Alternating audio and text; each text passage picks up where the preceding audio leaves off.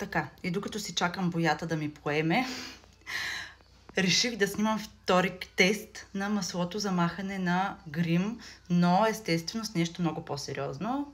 Първия клип видяхте как ми махна от кожата, а сега ще снимаме от ето тук. За да не си цапам тоалетката, слагам едно платче и от боята платчето се отцапа. Искам да видим дали маслото за махане на грим ще се справи и с платчето. Така, вземаме си едно тампонче. Отваряме супера. Хубаво натъркваме тампончето и в момента на истината. Не знам как ще търкам, ще държа, но ето. Стига бе. Хора, абсолютно. Чак забравих да махна забързания каданс. Хора, това абсолютно не го очаквам. Това масло не маха грим. То маха боя.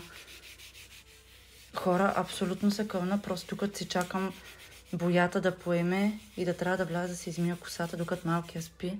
И просто решавам да си тествам